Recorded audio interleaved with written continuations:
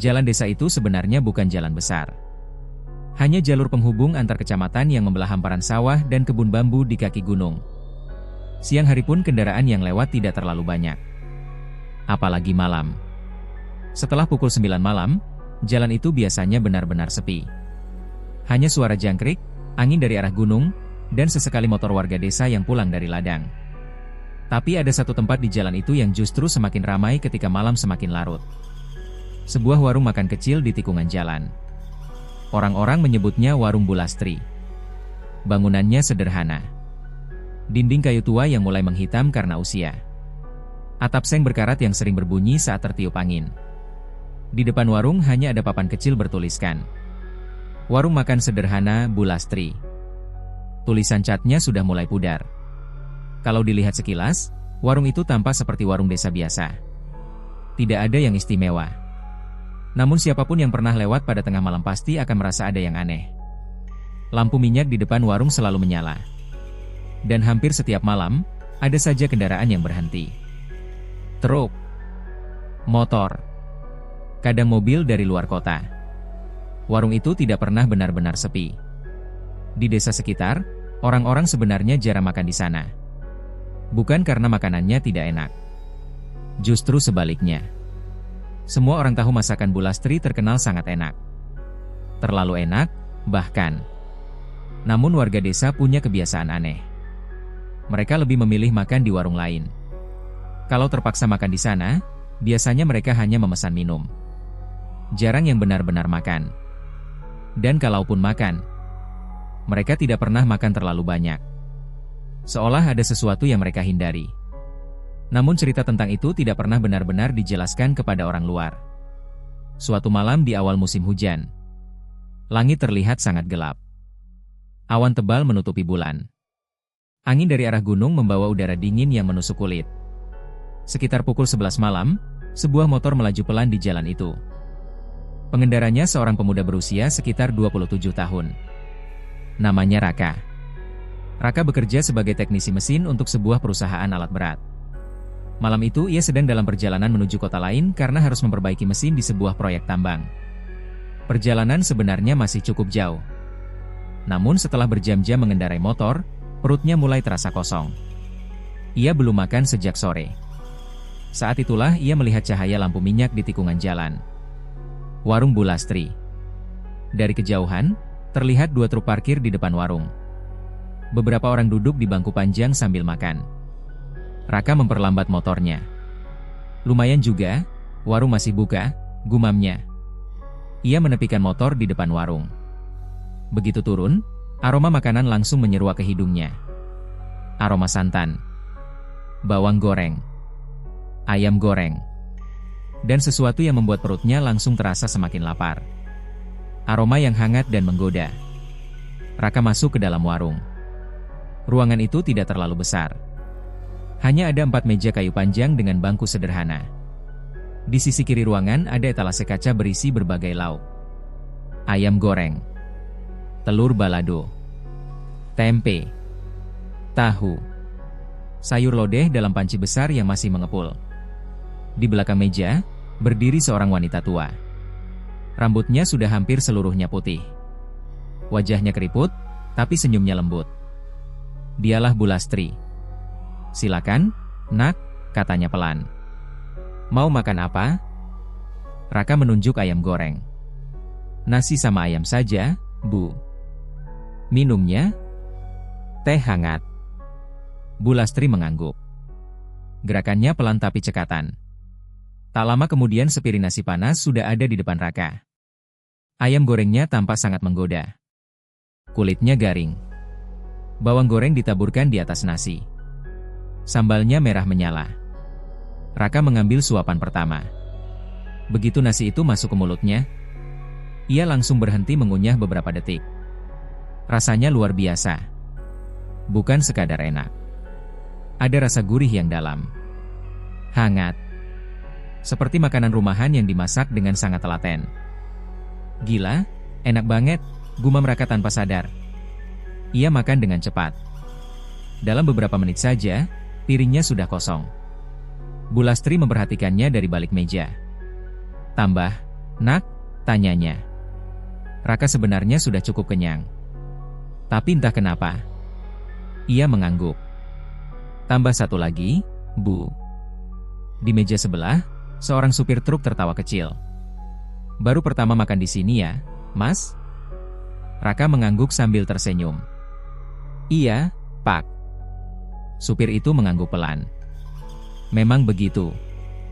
Kalau sudah sekali makan di sini, biasanya bakal balik lagi." Raka tertawa. "Saking enaknya ya?" Supir itu tidak langsung menjawab. Ia hanya tersenyum tipis. Senyum yang agak aneh. Seolah ada sesuatu yang ingin ia katakan tapi ditahan. Raka makan lagi. Dan lagi. Aneh sekali. Perutnya sebenarnya sudah terasa penuh. Namun setiap kali ia berhenti makan, rasanya seperti ada dorongan untuk mengambil suapan berikutnya. Seolah makanan itu memanggilnya untuk terus dimakan. Ketika ia selesai makan, piring kedua pun sudah kosong. Perutnya benar-benar kenyang. Namun rasa di lidahnya masih terasa. Rasa yang membuatnya ingin menambah lagi. Raka akhirnya memutuskan berhenti. Ia menghela napas panjang. Gila, hampir saja tambah lagi. Ia bangkit dan menuju meja kasir. "Berapa, Bu?" Bu Lastri menyebutkan harga yang cukup murah. Raka membayar. Saat menyerahkan uang, ia sempat memperhatikan mata Bu Lastri. Ada sesuatu yang aneh di sana. Tatapannya dalam.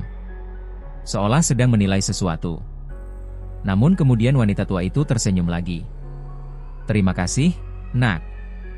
Hati-hati di jalan." Raka mengangguk. Ia keluar dari warung. Udara malam terasa jauh lebih dingin sekarang. Kabut tipis mulai turun dari arah gunung. Lampu minyak di depan warung bergoyang tertiup angin. Raka menyalakan motor. Namun sebelum ia pergi, ia sempat melihat ke arah dapur warung. Tirai dapurnya sedikit terbuka. Di balik tirai itu, seperti ada sesuatu yang bergerak. Seseorang berdiri di sana. Tubuhnya tinggi, putih. Diam. Raka mengerutkan kening. Pembantu dapur kali? Ia tidak terlalu memikirkannya. Motor pun melaju menjauh dari warung itu. Namun sekitar 200 meter dari sana, motor Raka tiba-tiba mati. Mesinnya seperti kehilangan tenaga. "Loh?" Raka mencoba menyalakan lagi. Tidak bisa. Ia turun dari motor dan mencoba memeriksa. Saat itulah ia mendengar suara seseorang dari pinggir jalan. "Motor mogok ya, Mas?" Raka menoleh. Seorang lelaki tua berdiri di bawah pohon bambu. Pakaiannya sederhana. Sarung dan jaket tipis. Raka mengangguk. "Iya, Pak." Tiba-tiba mati. Lelaki tua itu berjalan mendekat. Ia melirik ke arah warung Bu Lastri di kejauhan. Lampunya masih terlihat kecil dari sini. "Mas habis makan di situ?" tanyanya. "Iya." Lelaki tua itu terdiam beberapa detik. Kemudian ia berkata dengan suara pelan. "Mas bukan orang sini ya?" "Bukan, Pak." Lelaki tua itu menghela napas panjang. Seolah sedang memikirkan sesuatu. Lalu ia berkata perlahan. "Kalau bisa, jangan sering makan di warung itu." Raka tertawa kecil. "Kenapa memangnya?" Lelaki tua itu menatap langsung ke matanya. Tatapannya serius. "Karena yang masak di sana, bukan cuma Bu Lastri." Angin malam tiba-tiba bertiup lebih kencang. Bambu-bambu di pinggir jalan berderak. Raka mengernyit. "Maksudnya?" Lelaki tua itu mendekat sedikit. Lalu berbisik. "Orang desa pernah lihat, tengah malam, di dapur warung itu, ada pocong yang membantu memasak." Bulu kuduk Raka langsung berdiri. Ia tertawa lagi, tapi kali ini terdengar agak kaku. "Ah, masa sih, Pak?" Lelaki tua itu tidak tertawa. Ia hanya menatap warung yang jauh di belakang. Lampunya tampak kecil di tengah kegelapan. Lalu ia berkata pelan. "Dulu, sebelum warung itu ramai, Bu Lastri pernah pergi ke gunung. Ke tempat orang-orang mencari pesugihan." Raka menelan ludah. "Apa hubungannya?" Lelaki tua itu menatapnya lagi. Wajahnya terlihat pucat di bawah cahaya bulan yang samar. Katanya, untuk membuat warung itu selalu ramai, harus ada tumbal. Angin malam kembali berhembus. Raka tiba-tiba teringat sesuatu. Tirai dapur yang tadi terbuka sedikit. Dan sosok putih yang berdiri di baliknya. Perlahan rasa tidak nyaman merayapi pikirannya. Ia menoleh ke arah warung di kejauhan. Lampunya masih menyala. Namun dari jarak itu, entah kenapa, bangunan warung itu terlihat lebih gelap dari sekitarnya. Seolah cahaya lampu tidak benar-benar menerangi tempat itu. Dan jauh di dalam dapur, sesuatu sedang berdiri diam. Menghadap ke arah jalan. Menghadap ke arah Raka. Sosok tinggi terbungkus kain putih. Kepalanya sedikit miring. Seolah sedang memperhatikan seseorang yang baru saja makan di sana. Tanpa berkedip. Tanpa bergerak. Hanya menatap. Dan malam itu, tanpa Raka sadari, ia sudah mencicipi sesuatu yang bukan sekadar makanan. Sesuatu yang akan membuatnya kembali ke warung itu. Lagi. Dan lagi. Seperti orang-orang lain yang tidak pernah bisa berhenti datang. Karena warung itu memang dibuat untuk satu tujuan. Bukan sekadar berjualan makanan. Melainkan, memanggil orang-orang yang akan menjadi bagian dari pesugihan Bu Lastri. Malam semakin larut. Kabut dari kaki gunung mulai turun perlahan menyelimuti jalan desa yang sepi itu. Lampu minyak di depan warung Bu Lastri tampak bergoyang pelan tertiup angin. Dari kejauhan, bangunan warung itu terlihat seperti satu-satunya tempat yang masih hidup di tengah kegelapan. Padahal, bagi sebagian warga desa, tempat itu justru tidak pernah benar-benar hidup. Di pinggir jalan, Raka masih berjongkok di samping motornya yang mogok. Ia mencoba menyalakan mesin sekali lagi.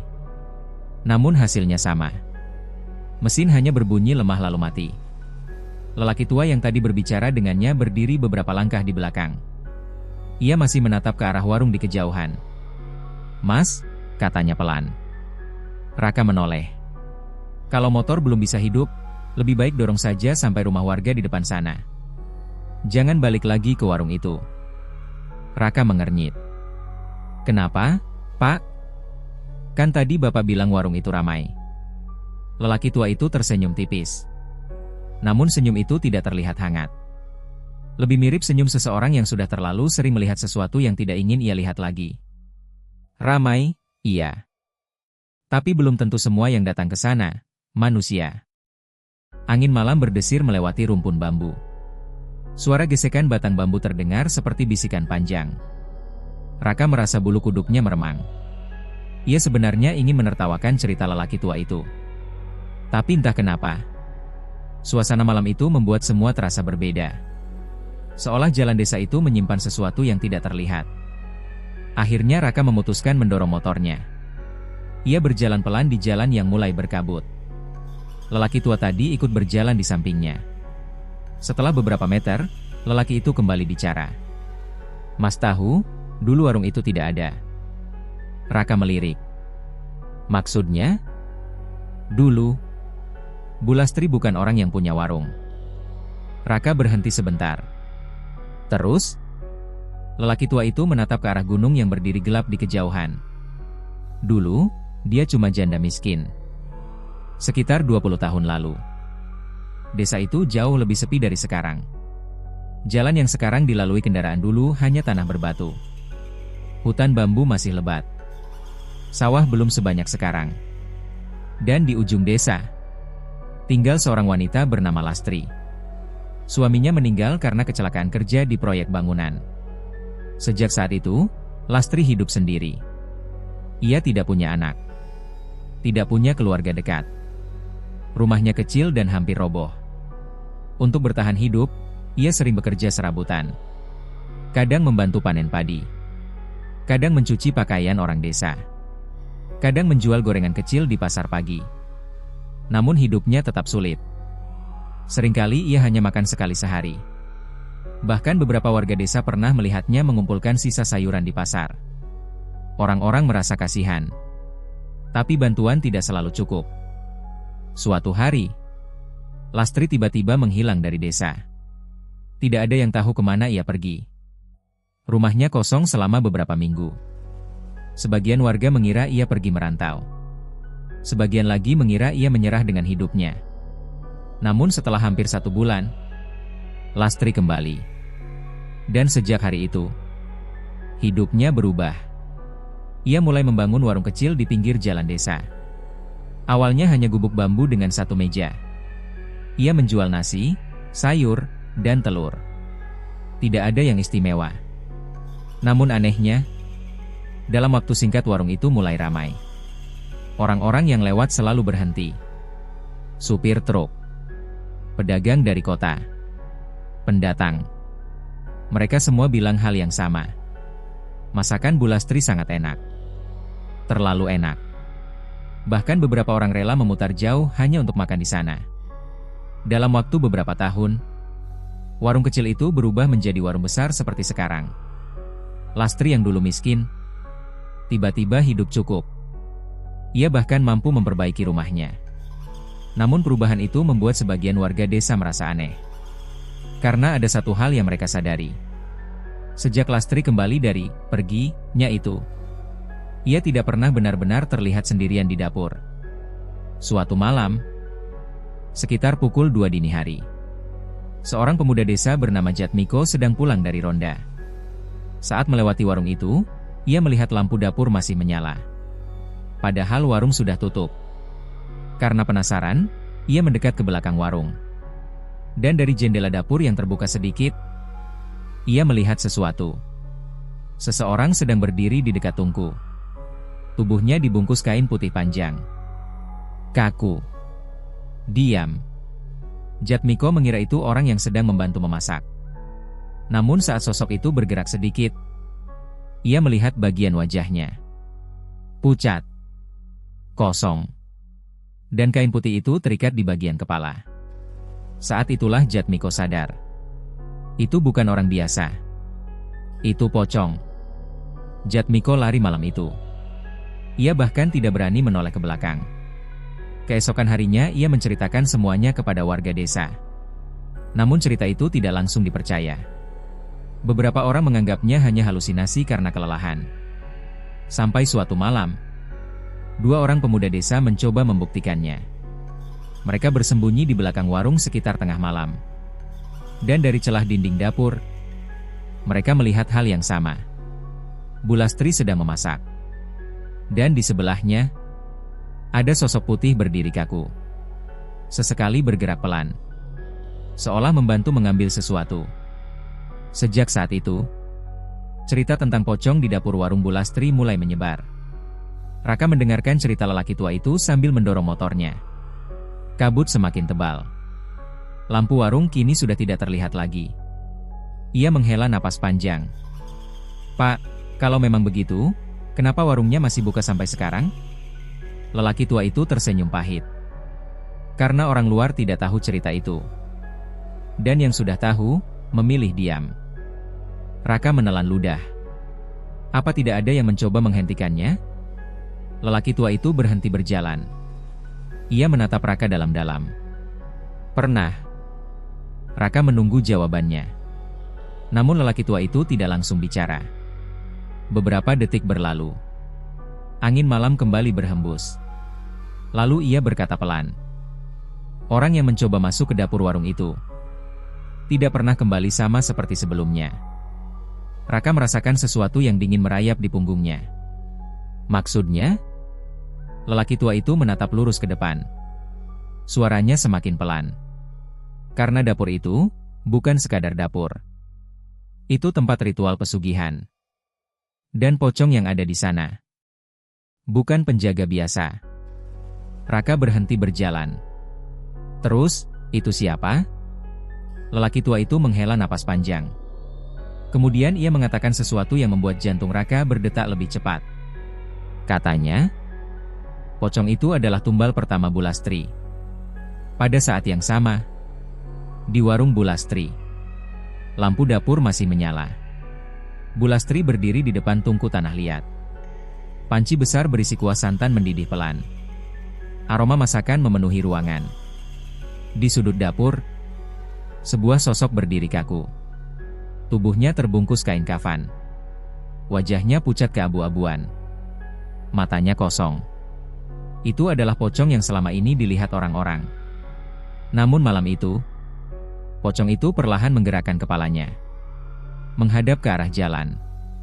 Ke arah tempat Raka tadi pergi. Bu Lastri memperhatikan gerakan itu. Lalu tersenyum tipis. Dia sudah makan 2 porsi malam ini. Bisiknya pelan. Pocong itu tidak menjawab. Namun tubuhnya sedikit bergoyang. Seolah memahami. Bu Lastri mengaduk panci pelan. Kemudian ia berkata lagi. Kalau dia kembali lagi nanti, kita tidak perlu mencari tumbal baru terlalu jauh. Angin malam masuk lewat celah dinding dapur. Api tungku bergetar. Bayangan pocong di dinding terlihat panjang dan menyeramkan. Dan jauh di jalan desa, Raka masih mendorong motornya. Tanpa sadar bahwa sejak tadi, ia sedang diperhatikan dari kejauhan. Kabut malam semakin tebal ketika Raka akhirnya sampai di rumah warga yang dimaksud oleh lelaki tua tadi. Rumah itu rumah panggung sederhana dengan lampu teras redup. Seekor anjing desa menggonggong pelan ketika melihat Raka mendekat sambil mendorong motornya. Seorang bapak setengah baya keluar dari dalam rumah. Siapa itu? Maaf, Pak, motor saya mogok, kata Raka dengan sopan. Setelah menjelaskan sebentar, bapak itu akhirnya mempersilakan Raka beristirahat di teras rumah sambil menunggu pagi. Ia juga membantu menutup motor Raka dengan terpal agar tidak terkena embun. Malam semakin sunyi. Jalan desa kembali kosong. Raka duduk di kursi bambu di teras rumah itu, mencoba memejamkan mata. Namun pikirannya tidak bisa benar-benar tenang. Cerita lelaki tua tadi terus terngiang di kepalanya. Tentang Bu Lastri. Tentang pesugihan. Tentang pocong di dapur. Raka mencoba menenangkan diri. Ah, mungkin cuma cerita desa, gumamnya. Ia akhirnya tertidur juga. Namun malam itu, tidurnya tidak tenang. Dalam mimpinya, Raka kembali berdiri di depan warung Bu Lastri. Langit tampak hitam tanpa bintang. Lampu minyak di depan warung menyala lebih terang dari biasanya. Aneh. Warung itu terlihat sangat ramai. Banyak orang duduk makan, tertawa, berbicara. Namun ketika Raka berjalan mendekat, ia mulai menyadari sesuatu. Wajah orang-orang itu tidak terlihat jelas.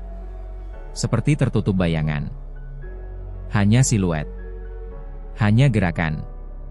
Tanpa wajah. Raka merasa aneh. Ia mencoba melihat lebih dekat. Namun saat itu, semua orang yang sedang makan tiba-tiba berhenti bergerak. Sendok mereka berhenti di udara. Kepala mereka perlahan menoleh bersamaan. Menghadap ke arah Raka. Dan dalam 1 detik, semua wajah yang tadi kosong itu berubah. Wajah pucat. Mata hitam kosong. Mulut terbuka lebar. Mereka bukan orang biasa. Mereka terlihat seperti mayat yang sedang makan. Raka mundur 1 langkah. Namun dari dalam warung, seseorang keluar. Bu Lastri. Ia berdiri di depan pintu dengan senyum yang sama seperti tadi malam.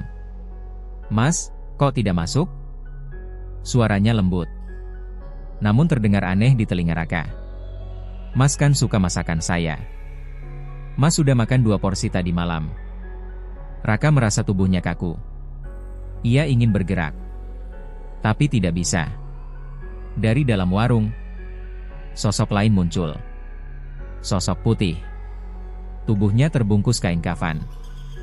Pocong. Pocong itu berdiri di samping Bu Lastri. Kepalanya miring sedikit. Seolah sedang memperhatikan Raka. Bu Lastri lalu berkata pelan. Kalau Mas kembali lagi, masakan saya akan lebih enak dari kemarin. Tiba-tiba, pocong itu melompat 1 kali. Dekat. Sangat dekat. Wajahnya kini hanya beberapa langkah dari Raka. Dan untuk pertama kalinya, Raka melihat wajah di balik kain kafan itu. Wajah seorang pria muda. Pucat. Biru keabu-abuan. Matanya terbuka lebar. Dan bibirnya bergerak pelan.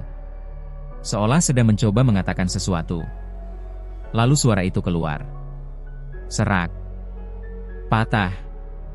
Ja, ngan, makan, lagi. Raka terbangun dengan napas terengah. Keringat dingin membasahi lehernya. Langit sudah mulai sedikit terang. Fajar hampir datang.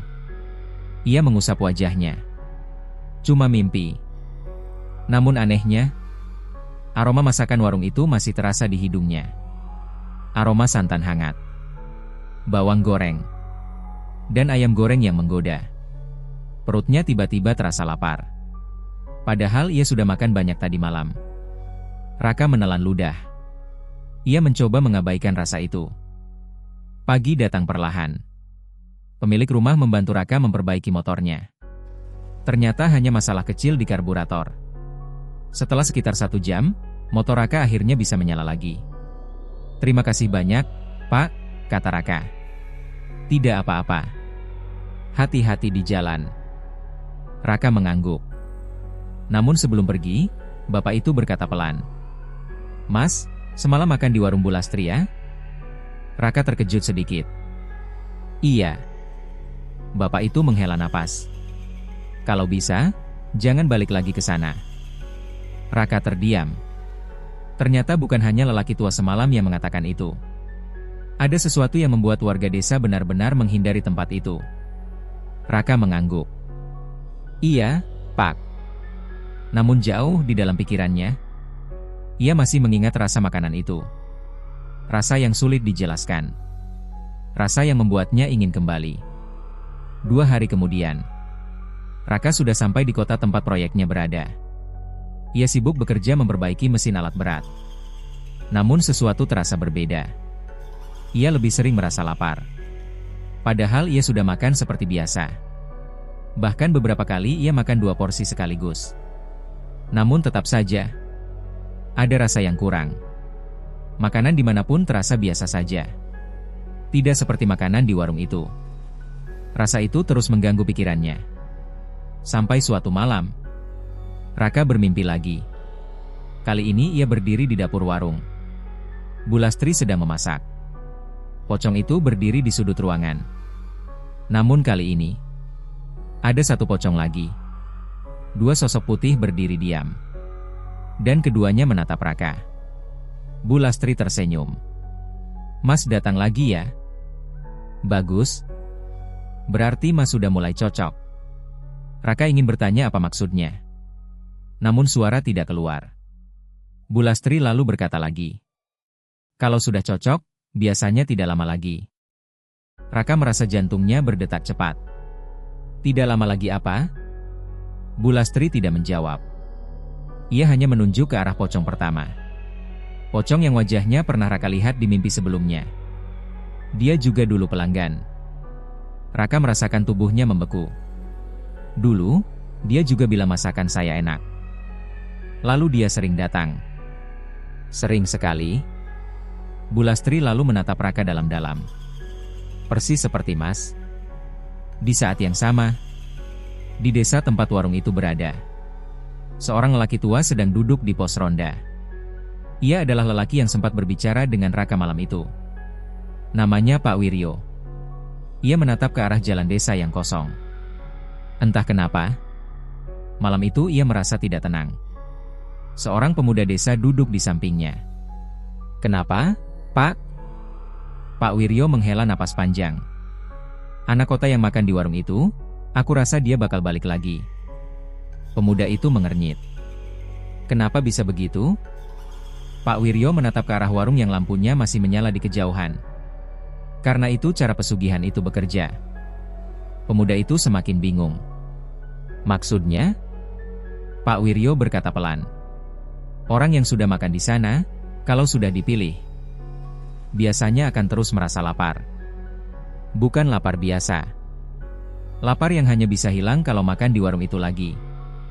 Pemuda itu menelan ludah. "Terus kalau dia kembali?" Pak Wiryo menatap warung itu lama sekali. Lalu menjawab dengan suara berat.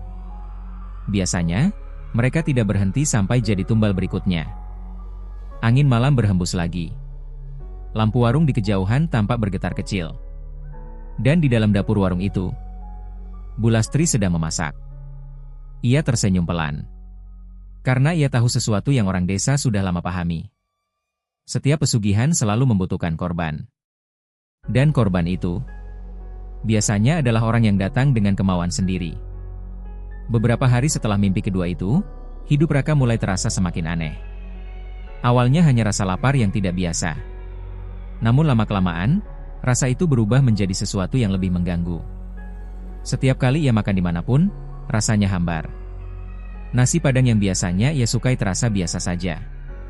Bakso di warung dekat proyek terasa datar. Ayam goreng di restoran cepat saji bahkan membuatnya ingin berhenti makan di tengah jalan. Seolah lidahnya hanya mengingat satu rasa. Rasa makanan dari warung Bu Lastri. Raka mencoba mengabaikannya. Ia sibuk bekerja di proyek tambang itu selama beberapa hari. Namun setiap malam, mimpi yang sama terus datang. Ia selalu berada di depan warung itu. Lampu minyak menyala. Bu Lastri berdiri di depan pintu. Dan pocong itu selalu berdiri di sampingnya. Kadang satu, kadang dua, kadang lebih. Semakin lama, jumlahnya semakin banyak. Dan semua pocong itu selalu menatap ke arah Raka. Seolah mereka sedang menunggu sesuatu. Suatu malam, Raka terbangun dengan napas berat. Jam di ponselnya menunjukkan pukul 2.17 dini hari. Ia duduk di ranjang kecil kamar kontrakannya. Keringat dingin mengalir di pelipisnya. Namun kali ini mimpi itu berbeda. Sangat berbeda. Dalam mimpi tadi, Bu Lastri tidak hanya berdiri di depan warung. Ia memanggil Raka. Benar-benar memanggil. Dengan suara pelan. "Mas, kembali saja. Mas pasti masih ingat rasanya. Mas pasti masih lapar." Suara itu terasa sangat nyata. Begitu nyata sampai Raka merasa seperti benar-benar mendengarnya di kamar. Ia menggeleng pelan. Gila, ini sudah keterlaluan. Namun saat ia mencoba tidur lagi, ia mencium sesuatu. Aroma yang sangat familiar. Aroma santan hangat. Aroma bawang goreng. Aroma ayam goreng. Aroma yang sama seperti di warung itu. Padahal di kamar itu tidak ada makanan. Raka berdiri. Jantungnya berdetak cepat. Untuk pertama kalinya sejak kejadian itu, ia memikirkan sesuatu yang tidak pernah ia bayangkan sebelumnya. Ia ingin kembali ke desa itu.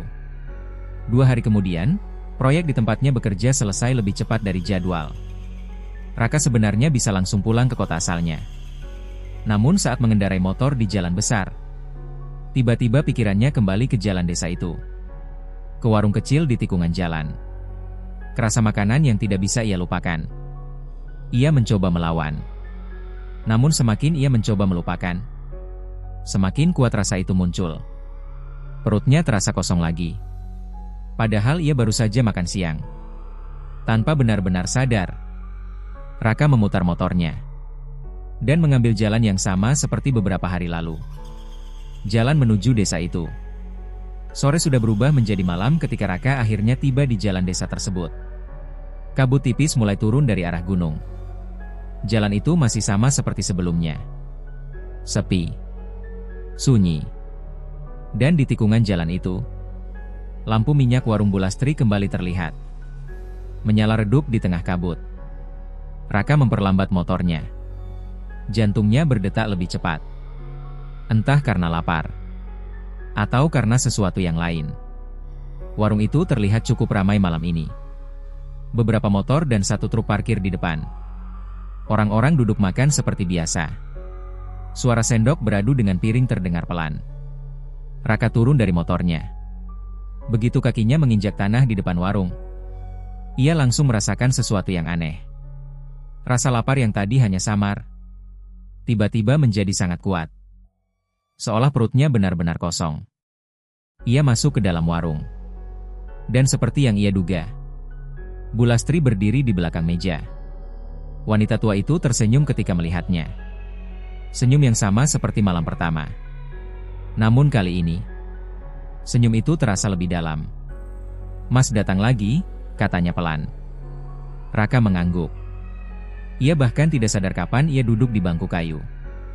Seperti biasa, Raka menjawab tanpa berpikir. Iya, nasi ayam. Beberapa menit kemudian, sepiring nasi panas kembali tersaji di depannya. Aroma makanan itu langsung memenuhi hidungnya. Dan dalam detik pertama, Raka langsung tahu. Rasa itu masih sama. Hangat, gurih, dan anehnya, terasa lebih enak dari sebelumnya. Raka makan dengan cepat. Sangat cepat. Seolah ia belum makan selama berhari-hari. Dalam beberapa menit saja piringnya sudah kosong. Bu Lastri tersenyum. Tambah? Raka mengangguk lagi. Tanpa sadar. Di meja lain, seorang lelaki tua yang sedang minum kopi memperhatikan Raka. Ia adalah Pak Wiryo. Orang yang pernah memperingatkannya malam itu. Pak Wiryo terlihat kaget ketika melihat Raka kembali. Ia berdiri dan berjalan mendekat. Mas, kamu kembali? Raka menoleh. Ia sempat mengingat lelaki itu. Namun sebelum ia sempat menjawab, Bu Lastri berkata dari balik meja. Tidak apa-apa, Pak Wiryo. Kalau orang sudah cocok dengan masakan saya, biasanya memang akan kembali. Nada suara wanita tua itu terdengar halus. Namun entah kenapa, Pak Wiryo merasa ada sesuatu yang membuat dadanya tidak nyaman. Ia menatap Raka dengan serius. Mas, kamu harus pergi dari sini. Raka mengerutkan kening. Kenapa, Pak? Pak Wiryo ingin menjelaskan. Namun Bu Lastri tiba-tiba meletakkan piring kedua di depan Raka. Ayo dimakan dulu, nak. Nanti keburu dingin. Raka kembali fokus pada makanannya. Seolah ia tidak mendengar peringatan itu. Pak Wiryo mengepalkan tangannya pelan. Ia tahu sesuatu yang buruk sedang terjadi. Karena ia pernah melihat hal seperti ini sebelumnya. Orang yang sudah dipilih oleh pesugihan itu biasanya tidak akan mendengar apapun selain panggilan dari warung ini. Malam semakin larut. Pelanggan mulai pulang satu persatu. Akhirnya warung itu hampir kosong. Raka masih duduk di sana. Perutnya sudah sangat kenyang. Namun rasa aneh itu belum hilang. Pak Wiryo masih berdiri di luar warung. Ia memperhatikan dari kejauhan. Ketika jam menunjukkan hampir pukul 12 malam, Bu Lastri menutup pintu warung. Kini hanya ada dua orang di dalam. Raka dan Bu Lastri. Wanita tua itu berjalan mendekat. Mas, boleh bantu saya sebentar? Raka mengangguk. Bantu apa, Bu? Bu Lastri menunjuk ke arah dapur. Angkat panci di dapur. Berat kalau saya sendirian. Raka berdiri. Tanpa ragu ia mengikuti Bu Lastri ke belakang warung. Pak Wiryo yang melihat itu langsung panik. Ia berlari mendekat. Mas, jangan masuk dapur. Namun pintu dapur sudah tertutup. Di dalam dapur, suasana jauh lebih gelap. Hanya ada satu lampu kecil di atas tungku. Raka berjalan masuk. Dan langsung berhenti. Di sudut ruangan, tiga sosok putih berdiri kaku. Pocong. Tubuh mereka dibungkus kain kafan. Diam. Tanpa suara. Raka merasa napasnya tercekat. Apa ini? Bu Lastri berdiri di belakangnya. Ia tersenyum. Ini, keluarga saya. Raka mencoba mundur. Namun tiba-tiba kakinya terasa sangat berat.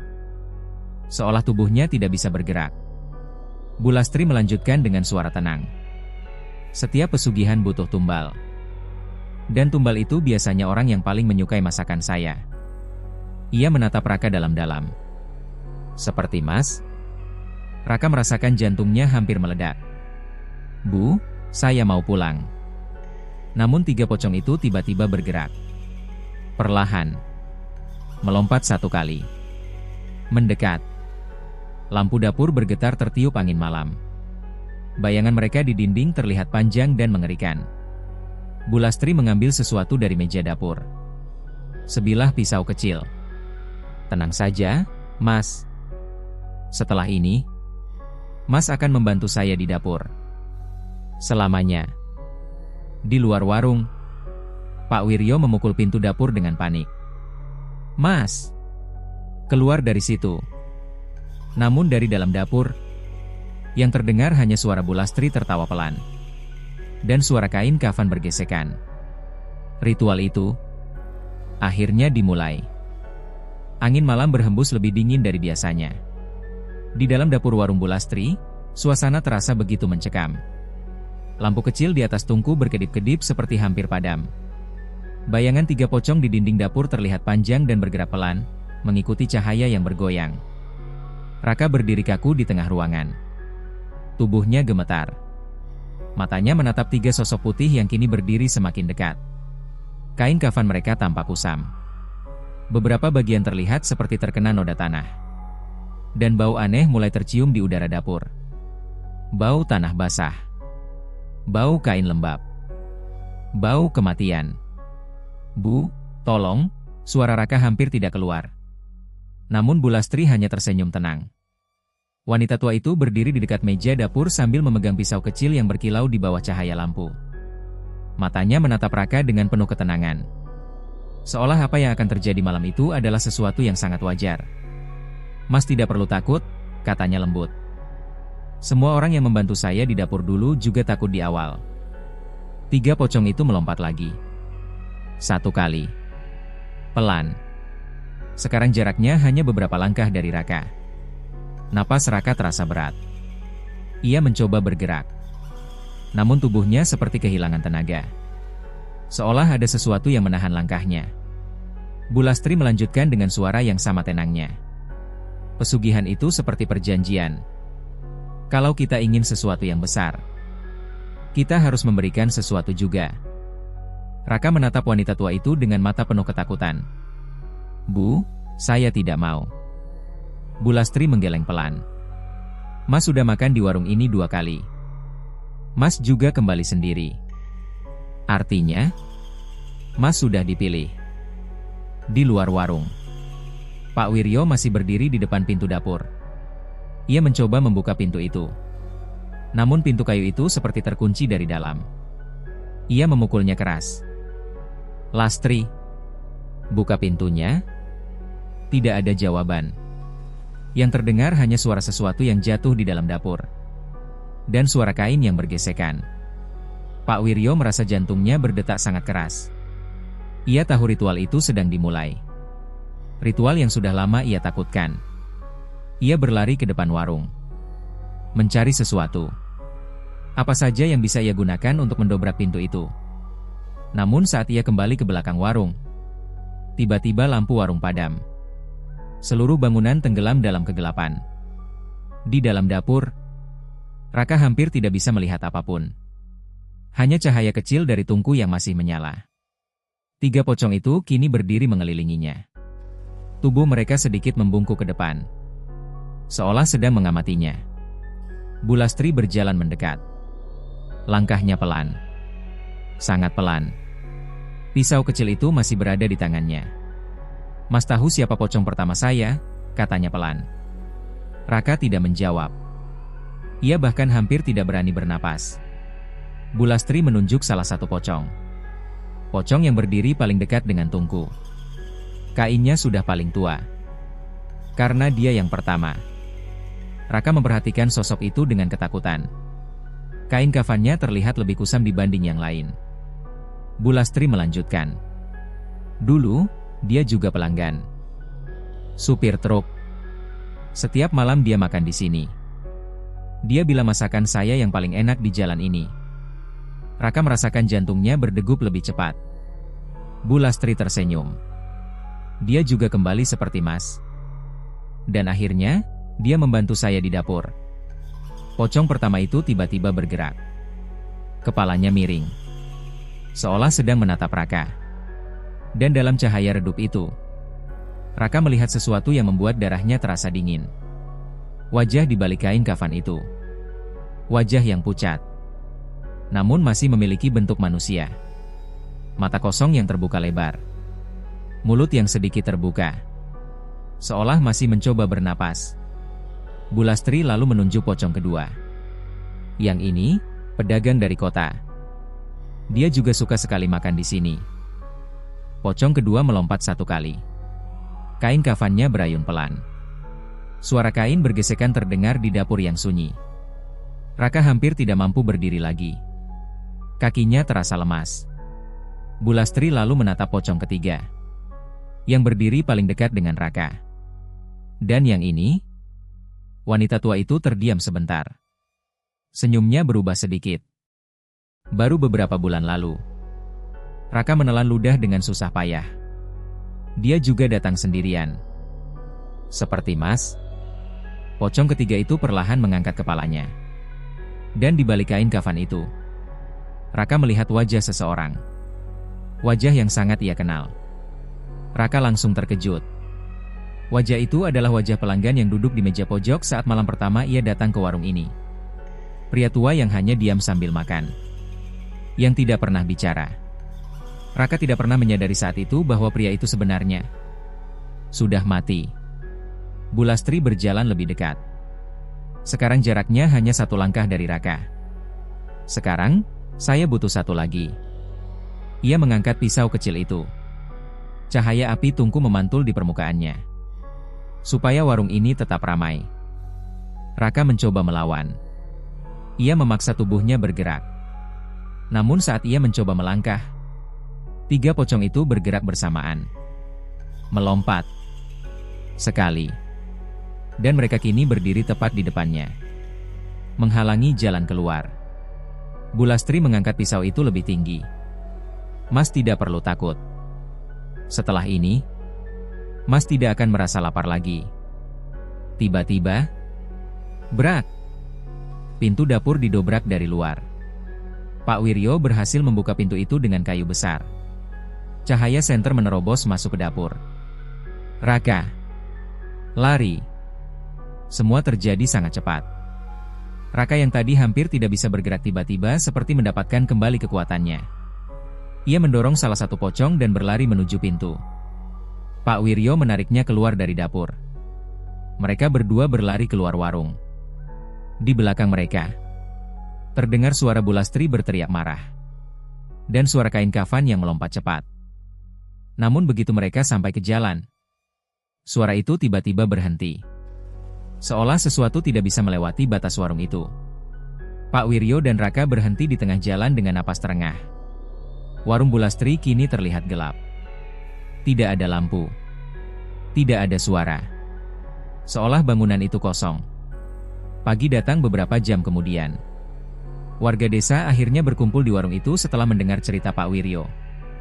Namun ketika mereka masuk ke dalam, dapur warung itu kosong. Tidak ada pocong. Tidak ada pisau. Tidak ada tanda ritual apapun. Hanya dapur biasa. Namun ada satu hal yang membuat semua orang merinding.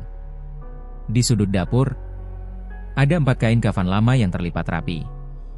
Warung Bulastri akhirnya ditutup oleh warga desa. Bangunannya dibiarkan kosong.